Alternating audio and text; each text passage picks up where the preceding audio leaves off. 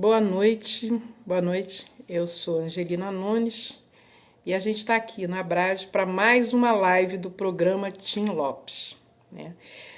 Hoje a gente vai receber o Mauri Koenig, que é um jornalista do Paraná, que já tem quase 3 décadas de profissão, 38 prêmios, entendeu? E ele tem uma experiência muito grande em matérias delicadas, em matérias que ele já sofreu ameaças, e sobre tudo isso que a gente vai discutir.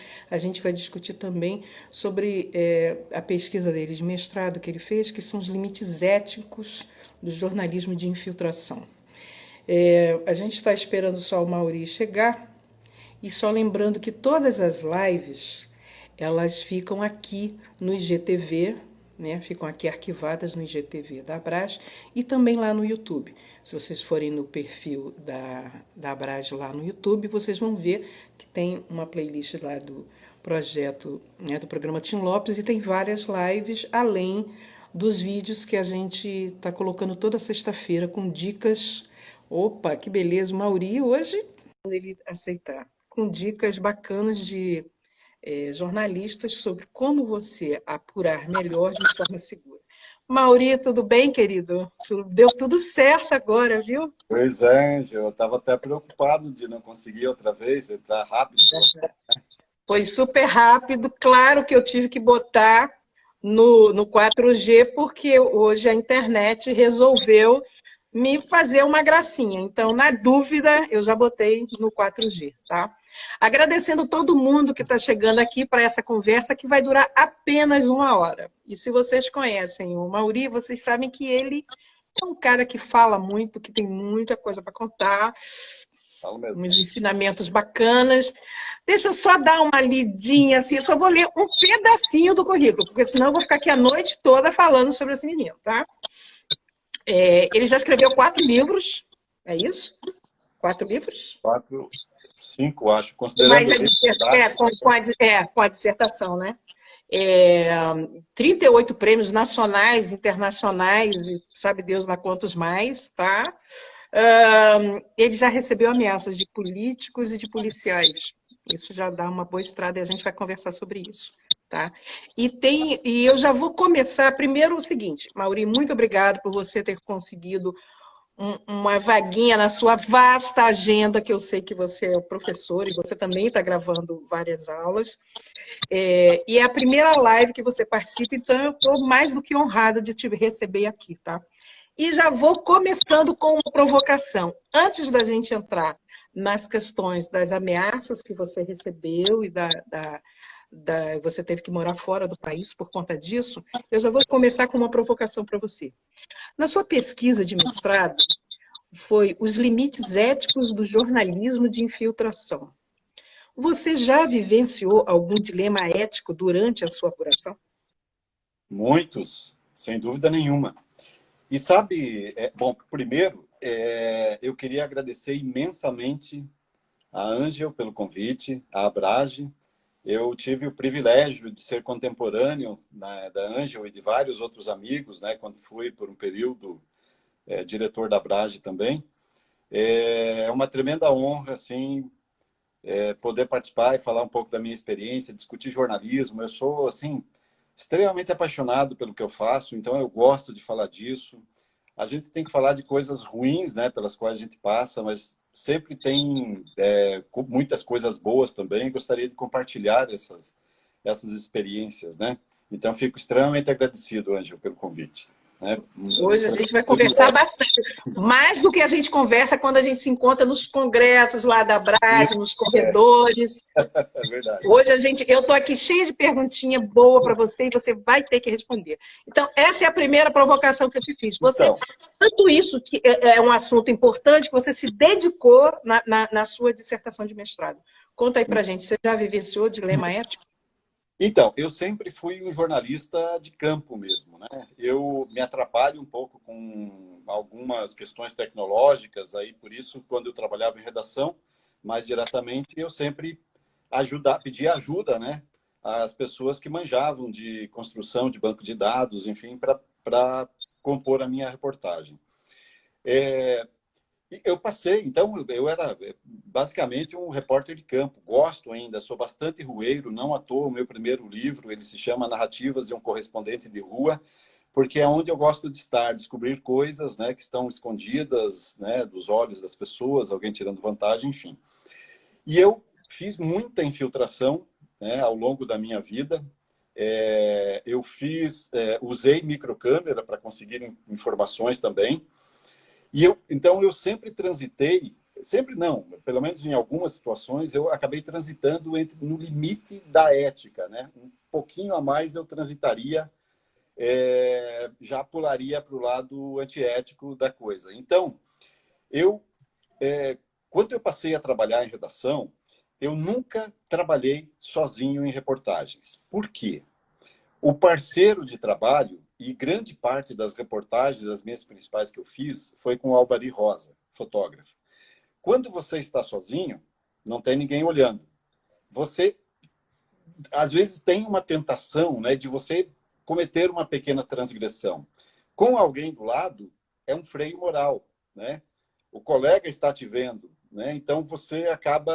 É aquela história, né? O que você faz sozinho quando está no banheiro, né? Ninguém está vendo e tal. E a ética é aquilo que você faz de bem sem que ninguém esteja olhando, né? Mas, enfim, eu tinha por mim essa coisa de sempre trabalhar junto com alguém.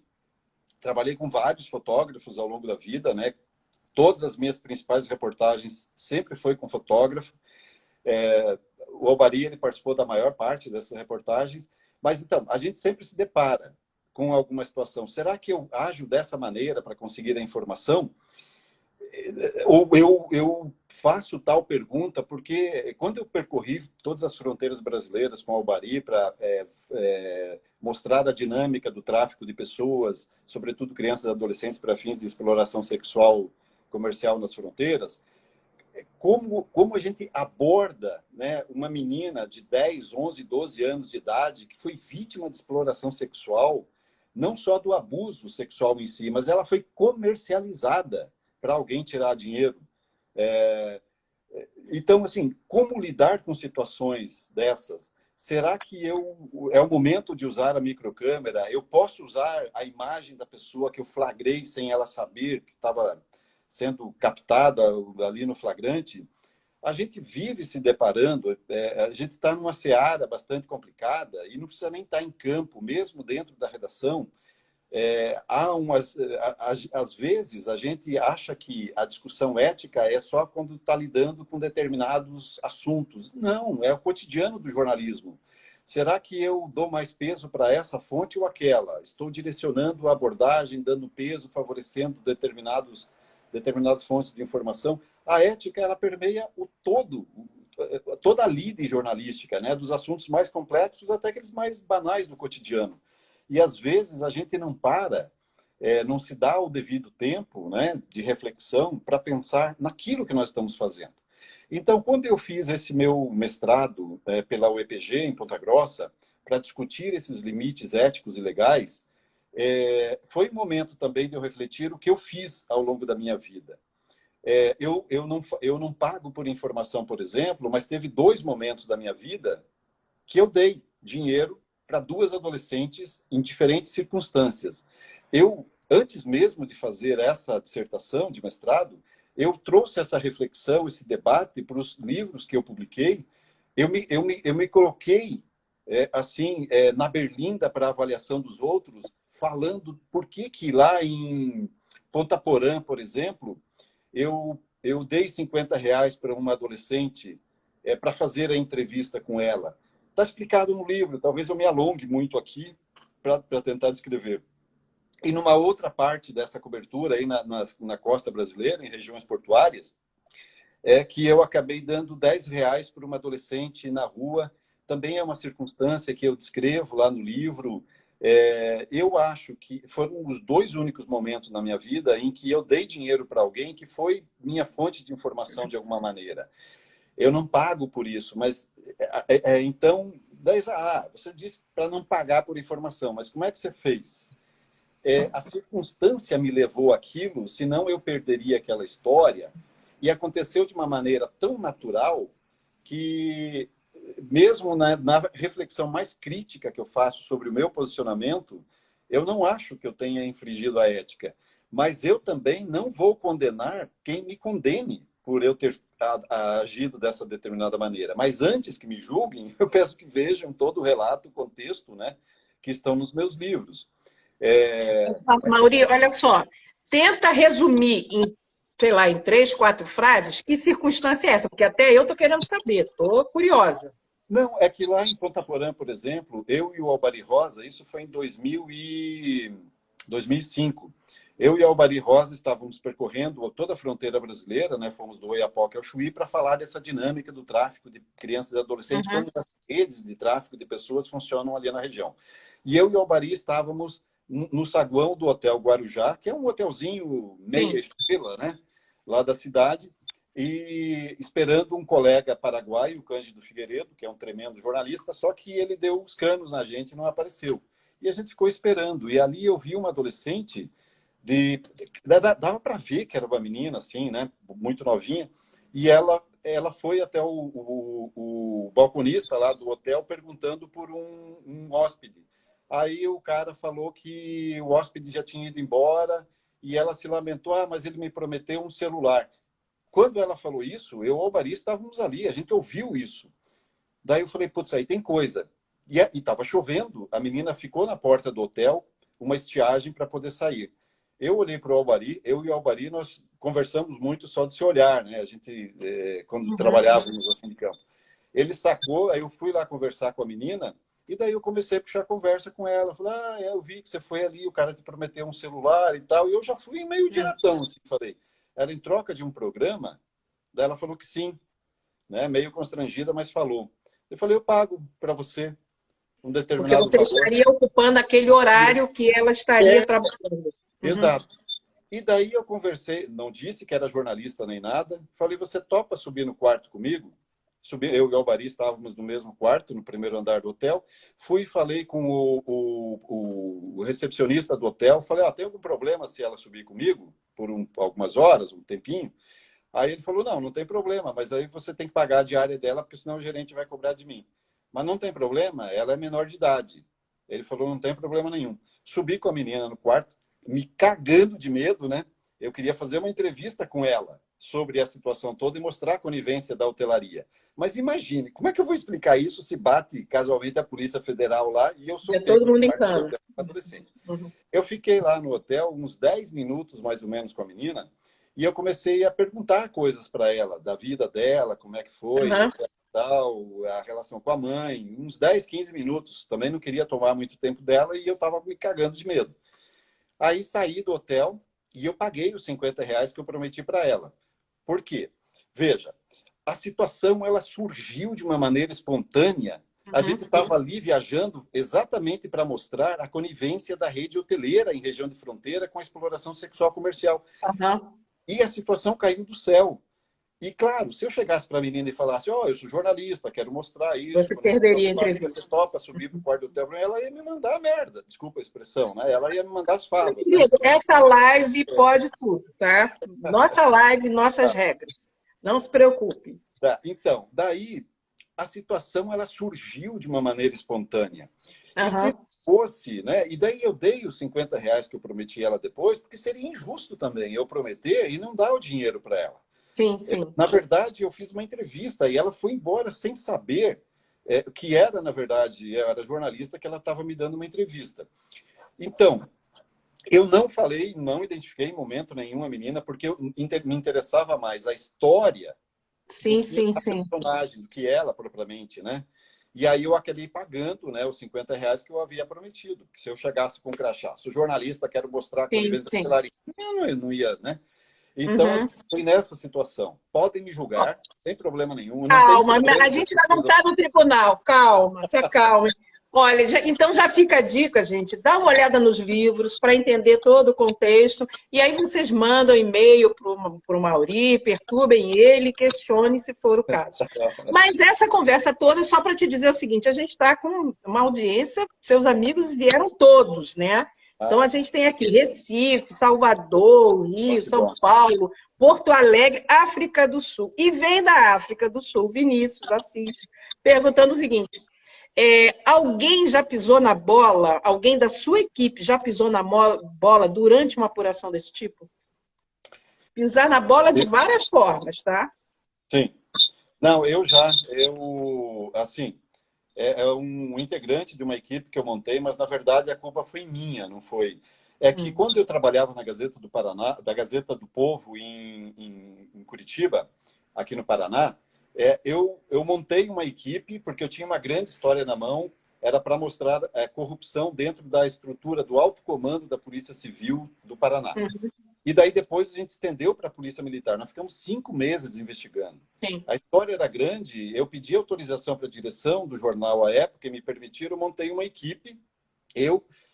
Então, Diego Ribeiro, o Felipe Aníbal, mais o Albari Rosa, o fotógrafo grande que estava comigo, e a gente ficou investigando esses casos. No meio da apuração, que era sobre desvios de dinheiro, da Polícia Civil e da Polícia Militar, a gente acabou descobrindo que também eles usavam a estrutura da polícia, tanto civil quanto militar, em benefício próprio, sobretudo as viaturas. Então, 1/3 das 2.100 viaturas da Polícia Civil do Paraná estava na mão das pessoas que usavam aqueles veículos como se fossem deles, com combustível pago pela gente, pelo contribuinte. E daí nós montamos um esquema, de seguir, nós ficamos, desses 5 meses de investigação, 3 meses seguindo policiais. Alugamos moto, compramos equipamento, o Albari pilotando. A gente montou toda uma logística para pegar os caras em flagrante pelo menos 2 vezes, usando esses bens públicos. Isso caracteriza o crime de peculato, que é um crime característico de servidor público. Pois bem, e daí, num dado momento, eu fazia a revisão final, edição final do material, eu deixei escapar o endereço de um tenente-coronel da Polícia Militar que usava uma viatura da PM como se fosse dele, em vez de estar investigando o crime, tanto da Polícia Civil quanto militar. E deixei o endereço na matéria. Esse cara entrou com uma ação contra o jornal, alegando que ele e a família dele foi exposto a risco, porque nós demos o endereço, a rua e o número predial da casa dele. Com toda a razão, ele foi indenizado em R$3.000 por causa dessa pisada na bola, de eu não ter percebido no momento o limite da informação, o que poderia ou não poderia ser feito. Então, acontece, eu pontuei esse caso, que isso resultou numa condenação monetária para o jornal em que eu trabalhava, por uma falha minha, mas imaginem vocês, 5 meses investigando, pilhas e pilhas e pilhas de documentos, muitos vídeos, você organizar, foram 2 semanas seguidas de cobertura, e nós fizemos o organograma da Polícia Civil, por exemplo, qual era o diretor da polícia que fazia isso, com a fotinho dos caras, porque nós tínhamos a segurança absoluta das provas que nós tínhamos. Com nome, cargo, tudo, do mais baixo ao mais alto escalão do comando da Polícia Civil e da Polícia Militar também. Então, nós tínhamos as provas, mas escapou isso. Imagine nessa pilha de informações e documentos, acabou escapando. Eu até acho que foi pouquíssima coisa diante do volume de dados que a gente fez. A série se chamou Polícia Fora da Lei. Sim. Então, mas, Mauri reconhece que errou, porque não pode colocar nome de endereço, principalmente, e isso é um erro que acontece, não no seu caso, é um erro que acontece muito, que a gente percebe nas reportagens, quando tem vítimas de estupro, vítimas de violência doméstica, que dão nome, endereço, bairro, não pode. Tá? Que aí, Ângelo, tem, só para então complementar o que você falou, tem 2 diferenças. Quando a pessoa o criminoso, está cometendo o crime, ele não é vítima. Então, a gente pode citar... Não, eu sei disso. Agora, quando é vítima, de fato, é um absurdo. Sim, eu aproveitei o que você estava falando para a gente pontuar uma coisa que acontece muito dentro de sala de aula, que às vezes você... E acontece, claro, começa na sala de aula e acaba no mercado. As pessoas estão nome, endereço, bairro, foto... Isso é Não, o aí não. absurdo, a gente tem que ter muito cuidado, né? Essas questões que a gente tem que refletir o nosso trabalho dentro das redações, dentro dos coletivos, dentro dos blogs, dos sites, enfim, com os coleguinhas, que é preciso a gente, o tempo todo, a gente estar vigilante nesse tipo de coisa assim. E eu acho que essa sua resposta já vem a pergunta da Maria Esperidião, que você já respondeu, então, agora, que é se você se arrependia de alguma informação que teve uma repercussão negativa para alguém. Então, já está respondido. Mas a Barsotti, a Adriana Barsotti, que também faz parte da Abrage e que é Uhum. professora, pergunta o seguinte: o que você diz para os seus alunos sobre a técnica de infiltração? Porque isso todo aluno Então, se infiltrar, é uma loucura. eu escrevi uma dissertação de 373 páginas para discutir isso, né? Claro, 373 com os anexos e tudo mais. Uhum, Então, é difícil você sintetizar em alguns minutos, né? Eu sou até suspeito de falar porque eu fiz muita infiltração, né? E a discussão é exatamente essa, na minha dissertação. Qual que é o limite ético? Porque a gente está partindo de um engano. A gente está enganando outra pessoa quando a gente capta, rouba, entre aspas, a imagem da pessoa no flagrante. Mas sim. veja, eu tenho um grande, mas um mega amigo meu, Humberto Trezi, que eu entrevistei, né, para esse mestrado, e ele me fala um negócio que, assim, eu vou simplificar a fala dele, né? Uhum, E o Fábio Almeida também, que é o outro mega colega jornalista, fala algo muito similar, que quem está cometendo o crime é a outra pessoa que nós estamos flagrando, não eu, né? Aqui, tudo bem, alguém poderia dizer, mas então você está dizendo que é um crime captar a imagem da pessoa sem autorização dela justificaria o outro, que é uma discussão acadêmica grande sim. também. O Luiz Uhum, Costa Pereira Júnior é um pesquisador da área de jornalismo que ele não aceita de maneira nenhuma, né, esse tipo de recurso, né, do engano, né, da captação da imagem roubada, uso de microcâmera, enfim. Mas veja, muitas das investigações realizadas por jornalistas do mundo inteiro, elas não teriam sido possíveis sim. se não fosse o jornalista usar dessas artimanhas.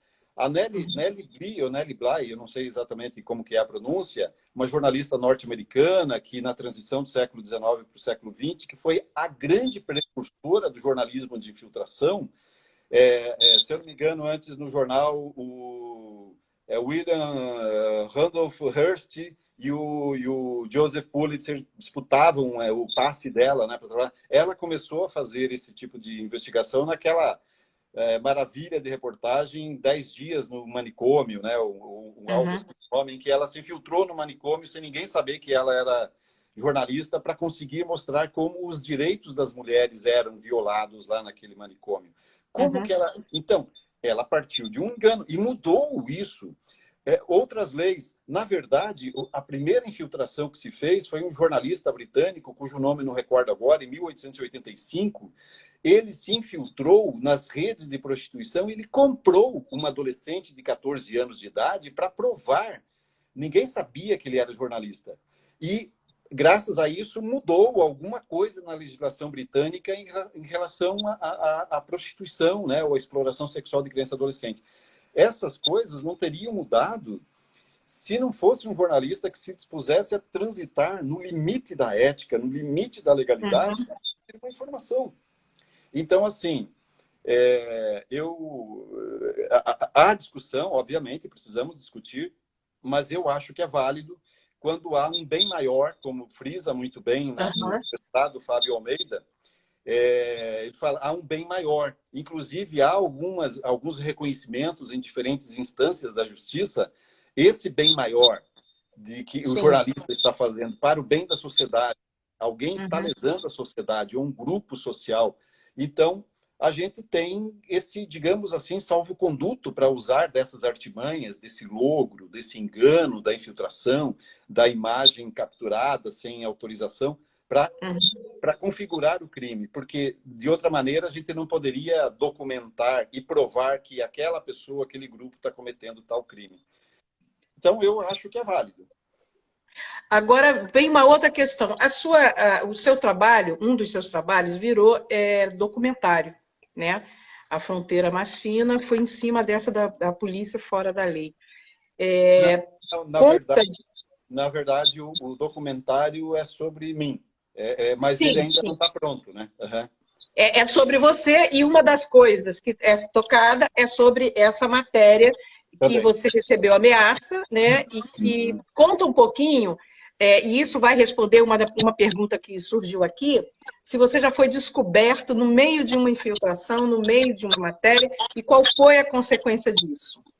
Tá, eu vou tentar editar alguns trechos. Sim. Quando a gente se dá conta... Não, eu fui descoberto uma vez, fui. Né? Eu estava investigando um caso de recrutamento ilegal de adolescentes para o serviço militar no Paraguai. Né? Eu cruzei a fronteira, eu trabalhava em Foz do Iguaçu na época.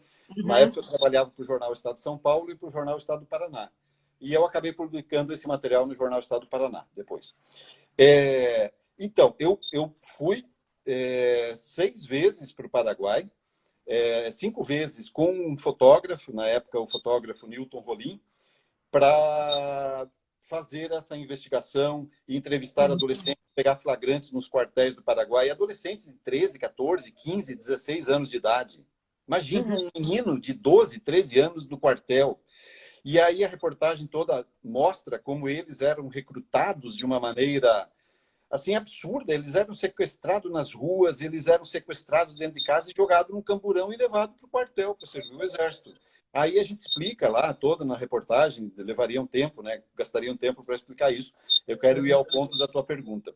Então, eu fui 5 vezes para o Paraguai, em diferentes lugares, com fotógrafo, o Nilton Rolim, para pegar essas histórias, flagrar, fotografar, enfim. Uhum. Eu fui uma sexta vez sozinho. Eu fui com o carro do jornal, na época o Jornal Estado do Paraná, e eu fui sozinho porque o Newton Rolim ficou revelando as fotografias. Na época não tinha máquina digital, nós estamos falando de 2000, do ano 2000, É. setembro de Uhum. 2000. E aí eu caí numa emboscada, numa estrada vicinal de plantação de soja. A polícia paraguaia armou uma emboscada, porque eles sabiam, né, que eu estava transitando, fazendo perguntas para as pessoas, estavam me monitorando, armaram uma emboscada, me pegaram, arrancaram do carro. E assim, eu fiquei, só para ter uma ideia, eu fiquei com mais de 100 hematomas no corpo, de paulada, acorrentada. Eu fiquei uma semana com marca de corrente no pescoço, que tentaram me estrangular, jogaram no chão. Um terror, um terror. Eu estava prestes a desmaiar, aí pararam, levaram, fiquei uns 15 minutos apanhando daquele povo, a pedrada, a paulada, a acorrentada, enfim.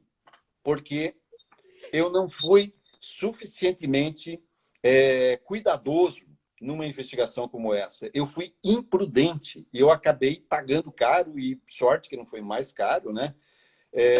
Com uma agressão. E isso me serviu como uma grande experiência, porque quando eu e o Albari Rosa, a gente começou esse percurso pelas fronteiras brasileiras, nós percorremos 28 mil quilômetros só pelas fronteiras brasileiras, entre ida e vinda, grande parte na floresta amazônica, 2 meses na floresta amazônica, mais um mês no sul. E eu e o Albari, quando a gente começou essa viagem, lá na fronteira de Jaguarão, no Rio Grande do Sul, do outro lado da fronteira, no Uruguai, a cidade de Rio Branco, eu e o Albari, a gente foi para mostrar o submundo do tráfico de pessoas, né, crianças e adolescentes. E aí a gente chegou num dado lugar que a gente ia entrar, descobrimos que ali era o prostíbulo e possivelmente tinha exploração sexual de criança e adolescente. Eu e o Albari chegamos, era uma casinha meio pequena, velha, antiga, e olhamos do lado, tinha dezenas de motos estacionadas e vários carros. A gente calculou o seguinte: se tudo esse pessoal está ali dentro, está apinhado de gente, se eles descobrirem qualquer coisa, nós somos forasteiros ali, a gente não tem a reportagem. Então nós Uhum. demos meia volta e falou: não adianta, ali pode ter a melhor história, mas a gente tem que sair vivo dessa história. Isso foi um tremendo aprendizado que eu e o Alwari pactuamos ali naquele momento, porque eu já tinha tido essa experiência de imprudência lá em 2000, quando eu cobri aquela reportagem. Então, depois disso, eu nunca mais na vida fiz uma investigação de campo sozinho. Nunca mais. É. Eu tive recentemente na fronteira do Paraguai, eu e o Sérgio Ramalho, para a gente apurar a morte do Léo Veras, né, do Né? jornalista, e teve uma hora que a gente estava do lado paraguaio, né, que aquilo dali é filme de terror, perde, né? E aí, sabe, aquelas motos passando, e você passa na porta de drogaria, depósito de bebida, e as pessoas estão de boa, tomando conta com uma escopeta na mão, na porta. E aí a gente ficou olhando assim, o endereço para onde a gente ia, né, para complementar a apuração, ficava muito lá dentro e foi ficando rareando as casas. Aí um olhou para a cara do outro e disse assim: chega, não dá, já deu, meia volta, não dá. Mas neste caso que a gente fez, tem um aplicativo que você baixa no celular, e a Cristina Zahar, que está também aqui na live, ela estava e ela sabia exatamente onde a gente estava, o que a gente estava fazendo, que é uma segurança que Claro. hoje você tem. Óbvio, a gente não está falando de 2000, a gente está falando de hoje. Hoje você É. tem esse tipo de coisa. Mas chega realmente uma hora que a gente olha e diz assim: não, já deu, vamos embora, porque vai dar ruim daqui a pouco, né? Agora, Então, nessa matéria, você teve medo o suficiente para pensar em largar a profissão? olha, isso passa pela cabeça, sem dúvida nenhuma, né? Quando, por exemplo, teve aquela série de ameaças, ameaça, inclusive, quem me ligou na redação da Gazeta do Povo, na época, numa das ameaças, eu recebi, sei lá, ameaça de tudo quanto é tipo, de traficante, tudo documentado, as ameaças, inclusive de polícia, traficante, de político e tal. Então, em 2012, quando eu recebi a ameaça, na verdade, quem me ligou foi o James Alberti, né? Colega jornalista, diretor da Abrage também, produtor da Globo, agora no Rio. Ele que me ligou na redação da Gazeta do Povo, quando eu estava chegando para o trabalho, início da tarde, me falou: Mauri, eu tenho uma notícia não muito boa para te dar. E daí começou a descrever, porque um dos policiais que ligou ameaçando, ele disse que já tinha 5 carros, aliás, 2 carros, com 5 policiais contratados do Rio de Janeiro para ir metralhar a minha casa. Gente, eu morava na minha casa à época, com a minha ex-mulher, né? E com o meu filho, que na época tinha 2 anos e 8 meses. Metralhar a minha casa significa metralhar quem está dentro. Imagine Sim. o tormento, Angelina. O tormento. Aí foi aquela correria, 5 dias, de segunda até sexta, mudando de hotel todos os dias, aquela loucura com 4 guarda-costas, né, que o jornal colocou para apoiar a gente, até que na sexta, a minha ex-mulher acabou indo para, agora, né, depois foi minha ex-mulher, indo para outro estado, né, se mudou de vez, de Curitiba, e eu passei uma temporada no Peru, com o apoio do Comitê de Proteção aos Jornalistas e o Instituto Prensa e Sociedade, lá de Lima, no Peru. Aí eu fiquei uma temporada, alguns meses lá, até a poeira baixar. Agora, você imagina o terror que é. Os caras sabem quem você é, sabem Sim. onde você mora, sabem quem é a tua família, etc. e tal, e você não sabe quem é o agressor, o potencial agressor. Então, o terror psicológico é muito grande, e aí você fica pensando: puxa vida, se me acontecer alguma coisa, a escolha é minha, mas o meu filho não. Assim como meus dois filhos mais velhos, a Rafaela, que eu vi que está acompanhando a live aqui, e o meu filho mais velho, o Nicolas, eles não têm também nada a ver com isso. Eu tive que mudar de cidade em 2003, mudar de Foz do Iguaçu para Curitiba, por causa da ameaça da polícia. Mas eles ficaram lá. E aí fica aquela coisa, passando 1000 coisas na cabeça. O que eu fiz? E se acontece alguma coisa com meus filhos? Eles não têm nada a ver com as minhas escolhas, né? Então, há alguns momentos em que você pensa: puxa vida, eu preciso mudar, eu preciso fazer outra coisa, encontrar outra profissão. Mas aí, sinceramente, eu não sei fazer absolutamente nada além de jornalismo. Aí eu tenho que botar o rabinho entre as pernas e continuar, né? Porque eu acho, assim, que grande parte das reportagens que eu produzi, não sei se grande parte, algumas pelo menos, produziram algumas mudanças bem significativas que ajudaram, né, uma parcela da sociedade. Então, eu acho que não foi um trabalho em vão. Isso Nunca é. apesar desses perrengues todos aí, Existe uma paixão muito grande, né, pelo ofício, né? É. Agora, o Marcelo Traza, que é o presidente da Abrat, ele faz uma pergunta que tem a ver com o que você está falando. O Brasil está Brava? mais ou, o Brasil está mais ou menos seguro para o jornalismo investigativo. Me compara de 10 anos para cá. Ah, é que assim, são várias as formas de violência, né? A Patrícia Campos Melo é um claríssimo exemplo de que, por exemplo, para a mulher fazer jornalismo investigativo no Brasil, eu acho que é muito mais difícil do que Claro, para sempre os foi. homens, né? Por uma série de razões. Não porque é aquela coisa, o sexo frágil, né? Não é por isso. É porque, assim, o, é, tem-se, né, no senso comum que as mulheres elas tratam de temas mais amenos. Você, Angelina, você mesma é uma prova concreta de como as mulheres, né, produzem grandes reportagens e estão sujeitas aos riscos também da profissão. Sim. Aquelas grandes reportagens que você produziu, Os Homens de Bens da Alerj e várias outras reportagens. Você é uma mestra em montar equipe para investigar. Então, nós temos... É que a forma de...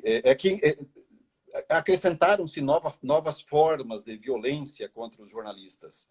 Antigamente, né, no mundo mais analógico, a ameaça era por telefone ou pegar o cara na esquina ou quando ele estava no campo investigando. Hoje Sim. isso existe ainda, mas tem o acréscimo Acresce adicional o linchamento virtual, o assédio. de mobilizar grupos para Sim. atuarem contra os jornalistas que estão fazendo investigação. A Patrícia Campos Uhum. é uma prova muito recente e muito claríssima de que nós, o conjunto dos jornalistas, quando eles se propõem a discutir assuntos de extremo interesse público, a gente está sujeito a isso. A minha percepção, então, é difícil a gente mensurar e quantificar. Hoje é mais violento, mais perigoso do que foi há 10, 15 anos. Mas a minha impressão como jornalista é que hoje está mais perigoso porque temos esses outros campos de violência contra jornalistas. O mundo digital, pelo amor de Deus, gente. Eu mesmo também fui vítima disso quando eu produzi uma reportagem para a Folha de São Paulo sobre a guerra na fronteira, né? Até uma pauta que foi pedida pela direção, eu fui para a região de fronteira, enfim, e depois numa suíte desse assunto, o filho do traficante que eu denunciei, que eu mostrei que ele tinha mandado matar o concorrente Jorge Rafá com artilharia antiaérea lá em Pedro Juan Cabaleiro, lá onde você foi, né? É horrível. Ficou com medo. Então, aí o filho do cara começou a me assediar. Durante 3 dias seguidos, o cara ficava me ameaçando pelo Messenger e dizendo: eu sei onde você mora, eu sei onde tua família mora. Sabe? Então, isso, o terror psicológico, aquela vez quando eu fui agredido no Paraguai, me deram uma surra de 10, 15 minutos, fiquei com hematomas no corpo inteiro, depois passou. Agora, o trauma psicológico, a violência psicológica, é permanente. Imagina... Você fez algum tratamento psicológico para tentar superar isso? Poxa, não fiz. Deveria. Deveria. E eu acho que eu carrego alguns traumas aí também em razão da profissão, né? Mas pelo que eu imaginava que pudesse acontecer com os meus filhos. Ou com a minha família, minha mãe e minha irmã. Quando eu fiz essa série lá, coordenei a série da Polícia Fora da Lei, enquanto eu estava no... Ixi, meu gato derrubou o roteador. Deixa o gato derrubar. O gato precisa aparecer na live. Qual é o problema? É o Fernando Pessoa, meu gato. Então, mas eu estou usando o 4G. Tranquilo. E aí, então, quando eu coordenei aquela reportagem, carros passaram a circular na frente da casa da minha mãe e da minha irmã, que moram em outra cidade aqui no Paraná. Imagine o temor se acontece alguma coisa. Então, assim, mas eu não fiz nenhum tratamento psicológico e talvez por isso que eu seja meio maluco aí, meio... Nada a ver, não é isso. É porque uma das discussões que a gente sempre teve dentro das redações, e isso vinha muito, eu escutava muito dos repórteres que faziam a cobertura policial, é que eles estavam envolvidos em matérias tão sensíveis e ficavam num estresse tão grande que deveria ter um tratamento psicológico, sim. Deveria ter um apoio psicológico até dentro das redações, talvez, né? Mas me diga uma coisa, quando você esteve fora do país, o que você fez? Como é que era a sua rotina lá fora? Ou você pensava, não, eu preciso voltar rapidinho para Então, complementar? a minha rotina foi assim. Eu desculpa. Eu acabei encontrando dois. É que, às vezes, quando eu falo disso, eu acabo me Não emocionando. tem problema. Aqui a Eu live pode. eu encontrei dois grandes anjos, sabe? Um deles é o Carlos Lauria. Na época, ele era coordenador sênior para as Américas do Comitê de Proteção aos Jornalistas, né, sediado em Nova York. E o outro, o Ricardo Seda, presidente do IPES, Instituto Prensa e Sociedade do Peru. Eles me tiraram do Brasil e me acomodaram no hotel, no bairro Miraflores, que é um baita do bairro, né, onde mora, Conheço,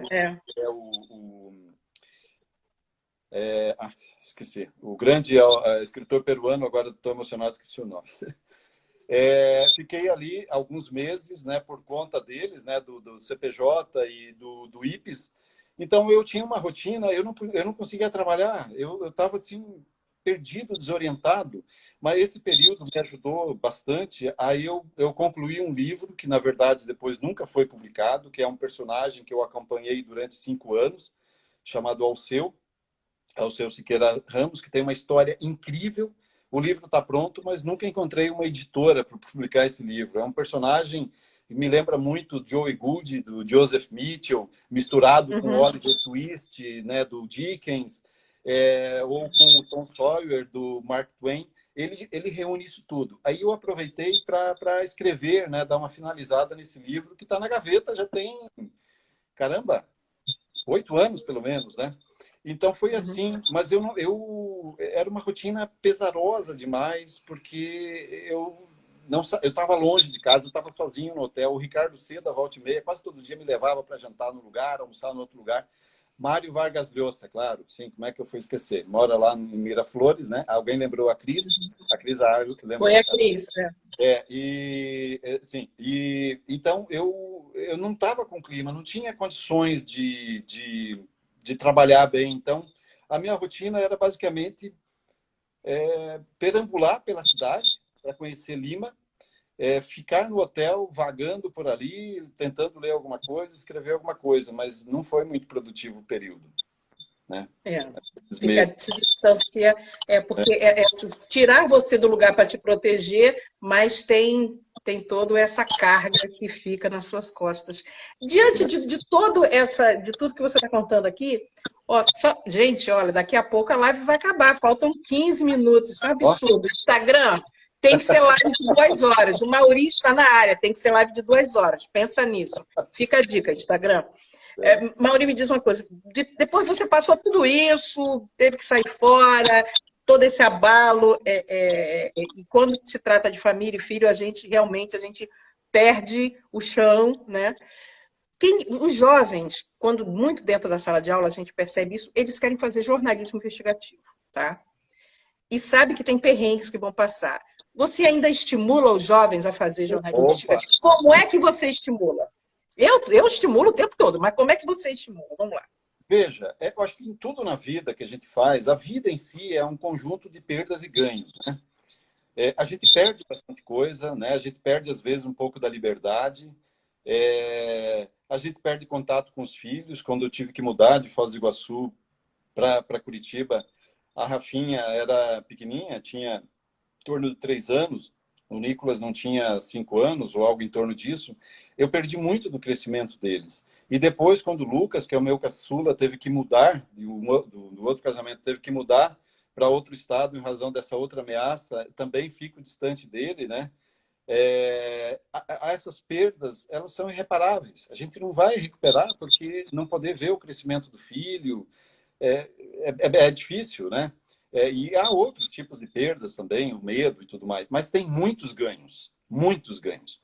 Quando, por exemplo, você sabe que lá em Tabatinga, no meio da floresta amazônica, tinha um cara, o José de Oliveira, que era o cara que explorava as adolescentes nesse sistema de exploração sexual comercial, que o cara foi preso depois pela Polícia Federal, graças à reportagem que você produziu, ou seja, cessou, pelo menos por um período, né, a exploração que o cara fazia às adolescentes.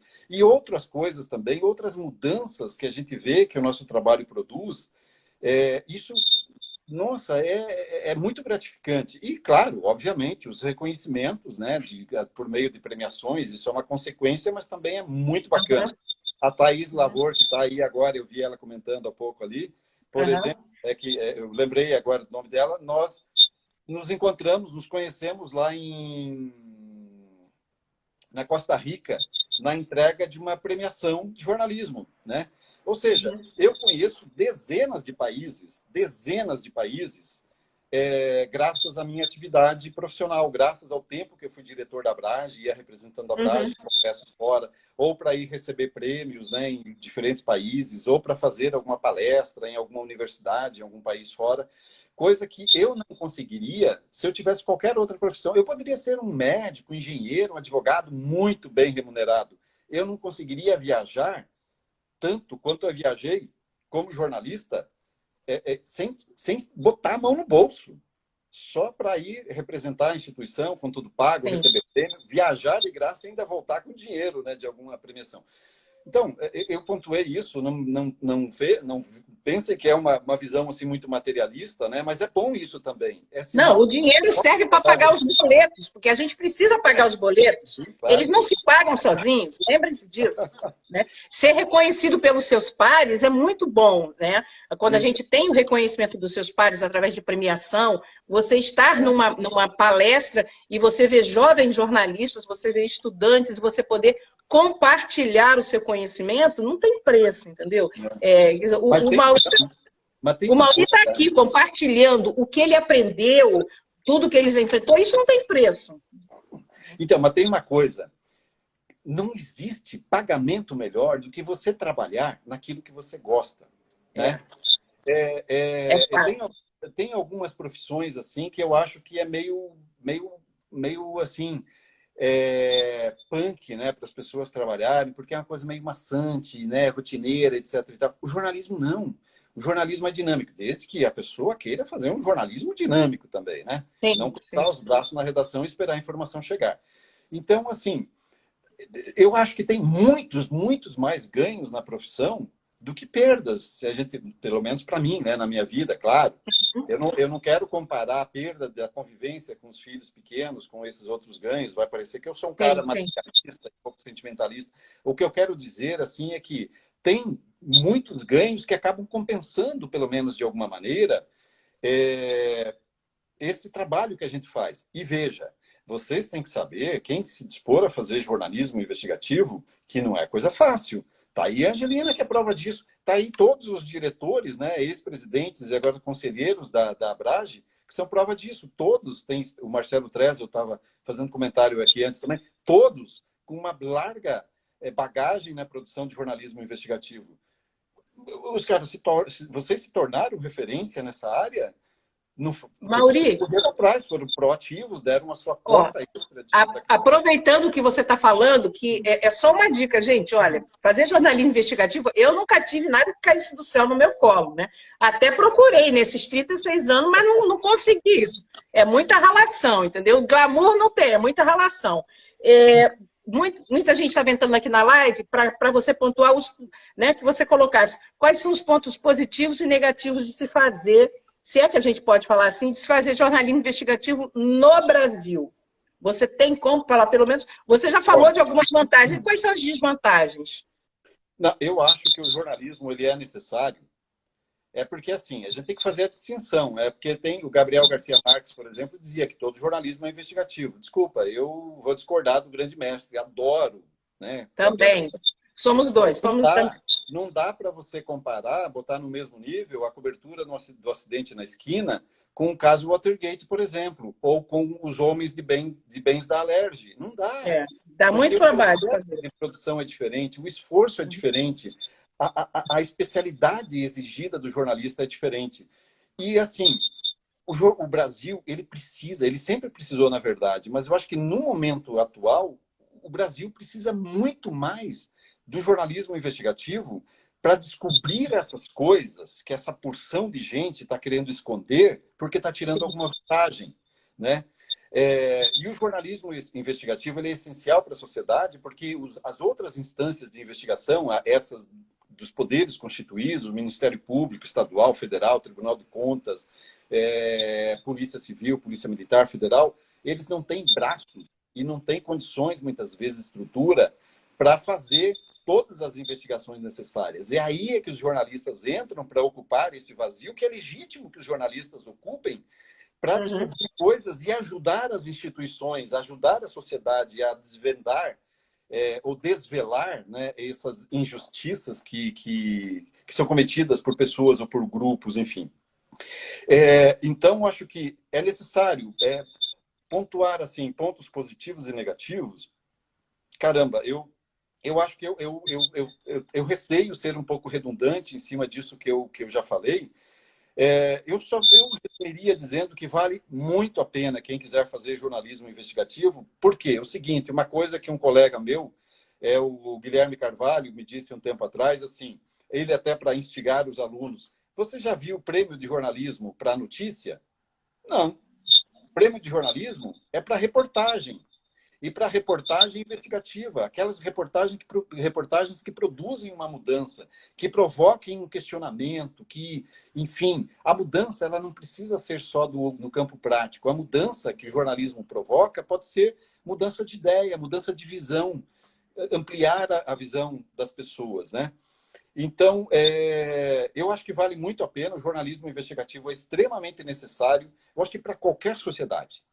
Uma sociedade que tem uma liberdade de imprensa, jornalistas aguerridos que investiguem e revelem coisas ocultas, é uma sociedade que tem muito mais chance de dar certo do que aquelas sociedades em que a imprensa ou ela é calada ou os jornalistas são inertes a ponto de não querer investigar as coisas que sejam do interesse da sociedade. Eu acho que tem muito mais vantagens assim no conjunto todo, né, do jornalismo, de se fazer investigação do que desvantagens. É que está indo para o final, eu sou meio prolixo, eu falo bastante. Não se preocupe, porque eu estou aqui de olho no relógio, meu querido. Eu fico aqui, um olho no peixe, outro no gato. Vou aproveitar que você respirou. É o seguinte, você tinha falado o seguinte, fazer a matéria investigativa dá muito trabalho, evidentemente, a gente sabe disso, o esforço. Não é a mesma coisa que cobrir um acidente comum. Vamos só pontuar uma coisa. O Paulo Oliveira entrou aqui também e falou sobre essa questão do acidente, e isso eu também falo dentro da sala de aula. Se você, jornalista, vai lá, olhou, fez o acidente, virou as costas e foi embora, desculpe, meu amor, você está com preguiça de trabalhar. Agora, se você descobrir que aquela estrada...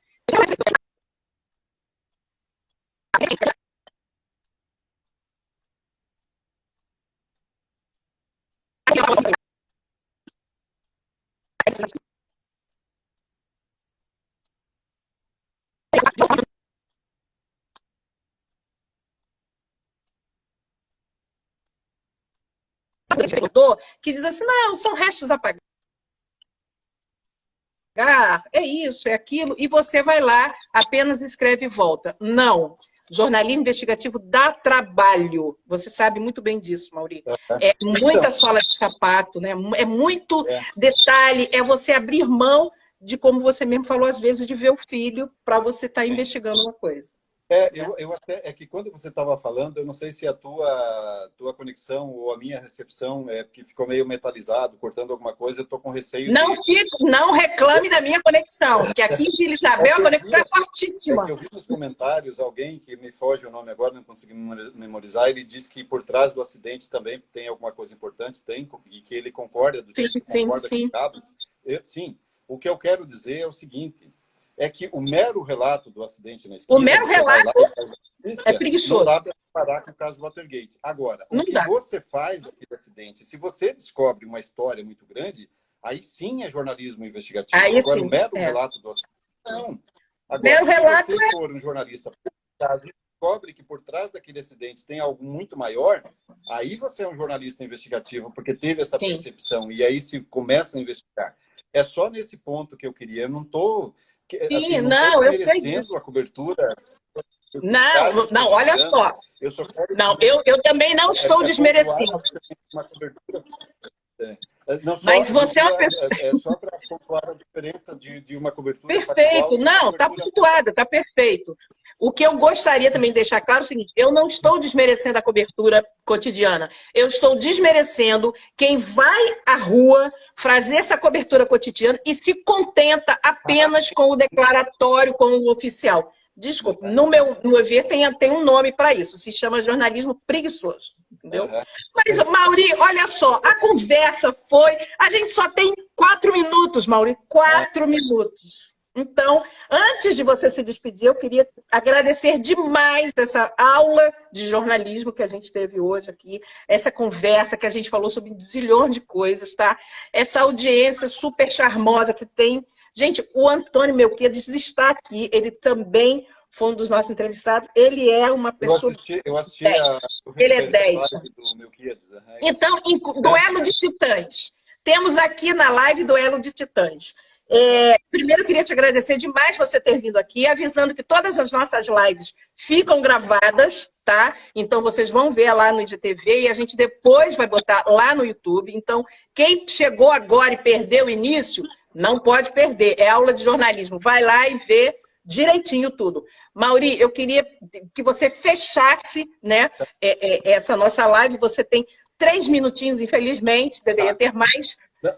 E eu fiquei muito feliz de ver a sua paixão, continua a sua paixão pelo jornalismo. Isso é... Não tem... Então, é que eu falo bastante, né? Eu sou prolixo. Só para você ter uma ideia, uma vez eu fui fazer pela UFOPEA, o Fórum de Periodistas Argentino, que é o equivalente à Abrage deles lá. Eu fui fazer pelo FOPEA uma oficina de jornalismo investigativo na Universidade de Palermo. Era para ter 1 hora de duração a oficina. Durou 4 horas. Porque Mauri, você só tem 2 minutos aqui. Foram lá e bateram na porta e falaram: Mauri, tem que terminar porque você está atrasando o congresso. Mauri, daqui a pouco o Instagram derruba a gente. O Instagram derruba. Você precisa fechar. Fecha, se despede. Então, um alento para quem está assistindo. Eu fico assim extremamente lisonjeado de participar dessa live da Abrage. A Abrage, que é uma instituição, uma associação assim que é fundamental para o jornalismo brasileiro. Que bom que ela existe, mas que pena que ela começou a ser pensada e criada depois da morte de um grande jornalista, o Tim Lopes.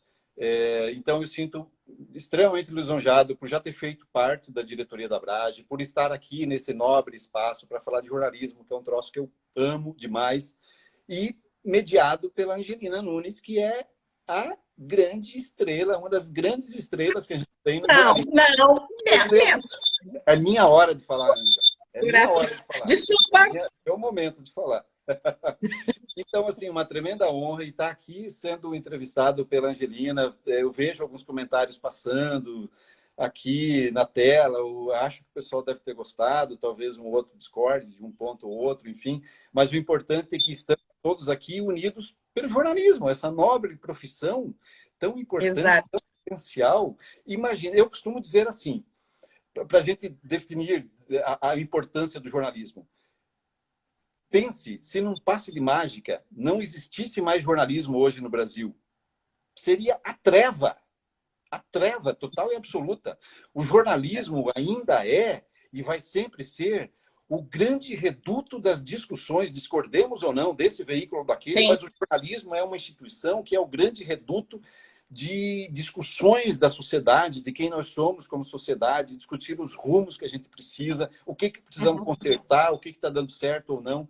E, assim, muito gratificante para mim poder compartilhar esse tempo, querendo ser bem rápido aqui na fala agora, compartilhar esse tempo com vocês. Me sinto lisonjeado por vocês terem despendido essa hora de tempo de vocês para ouvir aqui o que esse velho jornalista aqui tem para falar. Obrigado. Obrigado, querido. Obrigada a todo mundo. A live vai ficar salva aqui. E aí vocês dão uma olhadinha, é uma aula de jornalismo.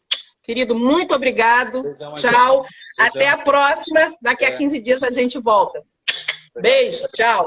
Beijão.